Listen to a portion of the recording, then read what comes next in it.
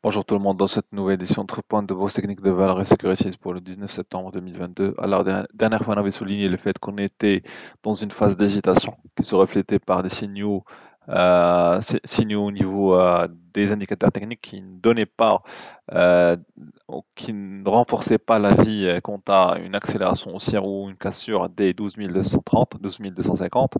Alors, pour l'instant, je pense qu'on est toujours dans le même cap dans le sens où les indicateurs sont toujours mal orientés. Ici, au niveau du RSI, niveau du stochastique, niveau du MACD, pardon. Alors, pour le niveau stochastique, on devrait attendre la confirmation ou pas d'un croisement baissier. Je dirais que pour l'instant, il y a beaucoup de grosses capitalisations qui sont dans la même configuration que le MASI, ce qui reflète plutôt une hésitation du marché à l'attente des prochaines publications, des réalisations. Alors pour Tissal Al-Maghrib, j'avais souligné le fait qu'on est en train de taper sur l'ancien support aux alentours des 118, ce qui est le cas pour l'instant. On est toujours en train de taper sur le support. En cas de cassure, ça veut dire qu'on est dans une confirmation d'une accélération baissière au cas où ça sera plutôt l'opposé, à savoir une clôture au-dessus d'une moyenne mobile courte. Donc ici pour le cas type au-dessus des 119, donc 119 120. Dans ce cas, je dirais qu'on est dans une autre configuration de reprise qui pourrait pousser le titre vers les 121,5. Alors pour TGRI, comme souligné aussi la dernière fois, on est en train de s'approcher d'une moyenne mobile longue, ici aux alentours des 450. Pour l'instant, l'hésitation ne permet pas au titre Tijari de casser cette résistance. Pour l'instant, je dirais qu'il certes il y a eu quelques configurations sur les indicateurs techniques qui militent plutôt pour un scénario de divergence haussière qui pourrait éventuellement pousser le titre, mais je dirais qu'il faudrait être patient et attendre cette cassure avant de porter un jugement.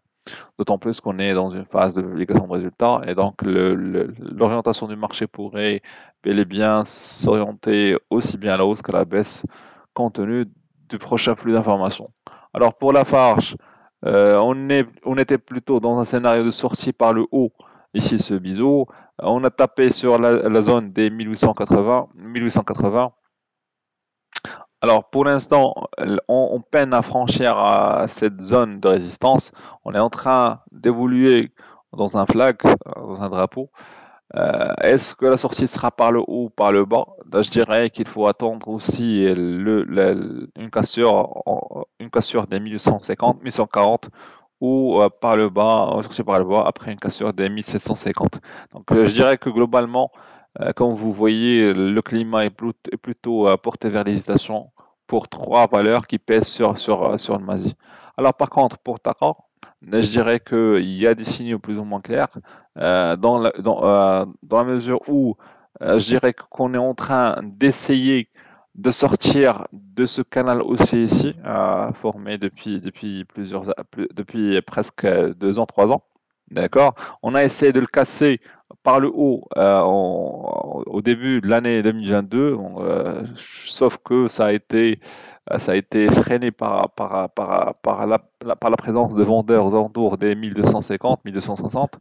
Donc, je dirais qu'il pourrait y avoir une deuxième tentative de casseur de cette zone, donc ici aux alentours des 1150, 1170, pour tenter à nouveau d'établir ce canal qui sera dorénavant le prochain canal d'évolution du chiffre Takar sur les semaines et les mois à venir. Donc, je dirais que en cas de cassure, en cas de confirmation de ces cassures, je dirais la prochaine cible sera aux alentours des 1300, 1320.